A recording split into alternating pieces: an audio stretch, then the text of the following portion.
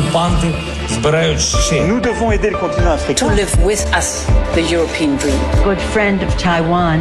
Europe 1, bonjour. Europe 1, il est 7h-5. Dans 2 minutes, le coup d'envoi d'Europe 1 matin avec Dimitri Pavlenko. Mais d'abord, à la revue de presse internationale, nous sommes d'abord en Irlande avec Clémence Pénard. Bonjour Clémence. Bonjour.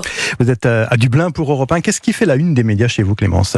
Eh bien, l'âge légal pour acheter du tabac va être porté de 18 à 21 ans, titre The Irish Times. Même si le taux de tabagisme en Irlande a diminué 20 ans après l'interdiction de fumer dans les lieux publics, comme le rappelle la RTE, environ 18% des adultes fument encore dans le pays, soit une personne sur 5.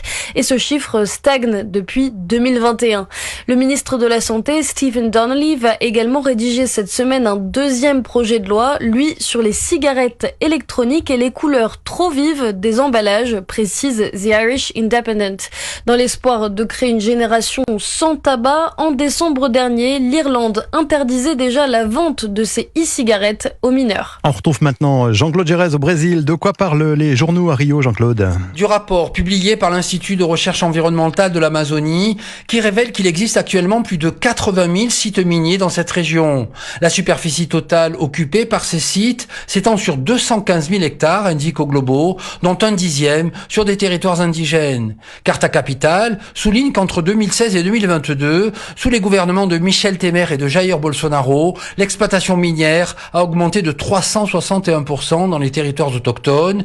335 terres indigènes sont impactées par la présence de sites miniers illégaux, précise Brasil de facto, dont 17 sont pourtant homologués. Le Diario do Centro do Mundo met l'accent sur les conséquences environnementales, indiquant qu'au moins 139 terres indigènes sont gravement polluées par le mercure. Dernière étape, l'Inde avec Côme Bastin. Qu'est-ce qui fait la une chez vous, Côme ? Le vent de panique qui souffle sur les épices indiennes. Hong Kong et Singapour, rappelle The Hindu, ont récemment retiré de la vente plusieurs masalas.